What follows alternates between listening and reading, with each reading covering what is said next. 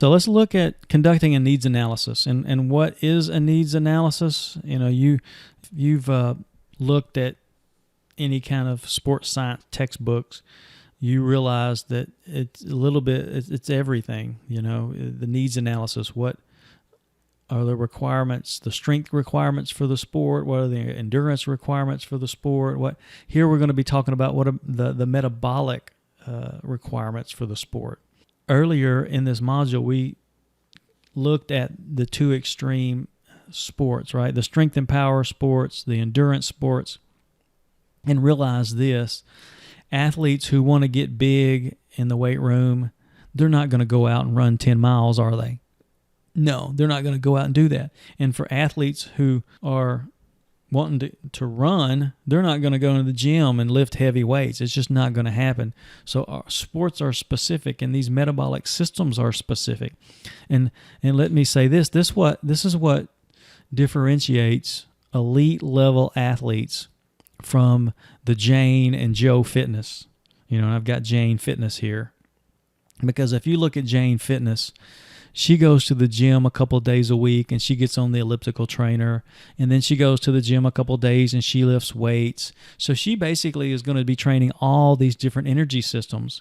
But guess what? She's not training any one of these energy systems specifically like extreme athletes do, because runners, that's what they do primarily. They run 90% of the time. And strength and power athletes, guess what they do? They're in the weight room 90% of the time.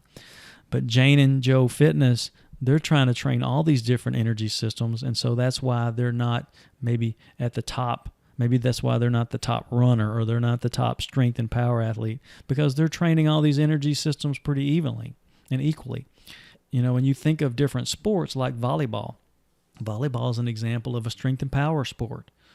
These athletes don't need to be running 5 or 10 miles a day. They need to be in the weight room, and even the ladies need to be in the weight room lifting heavy. They need to be doing plyometrics. They need to be on the court doing sports-specific drills. So, you really have to look at the analysis. Not a whole lot of glycolytic activity with this volleyball player, mainly just pure power, strength and power. Soccer, on the other hand, when you look at a soccer player, there are 45-minute halves. So this would be more of an aerobic type activity, aerobic as well as glycolytic activity. Maybe a little bit of ATP, but ATP phosphocreatine system activity, but not much. This would be more of an aerobic and glycolytic.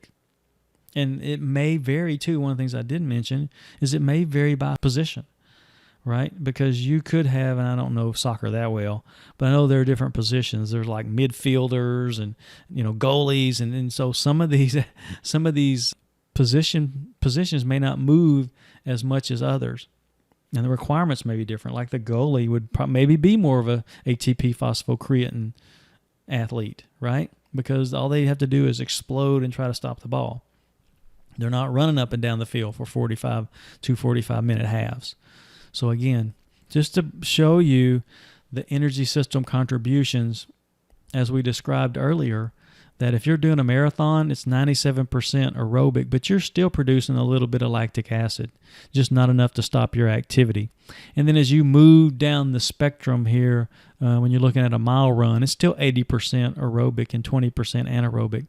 When you get to the 800 and 400 meters, that's where you tend to cross this threshold. When you go from 800 to 400 meters, 400 meters is 60% anaerobic and 40% aerobic. And then if you're doing 100 meters, it's 90% anaerobic and 10% aerobic. And then all out, you can see you're still using a little bit of energy from aerobic ATP production, but not much. So I wanted to show you that. And it's important that you know your athletes and know what your goals are for those athletes, so you're able to train those energy systems appropriately. And to do that, you have to do a needs analysis. In our next section, Section 7, we're going to look at the muscle fiber types and how that affects the nutrients that we use during activity.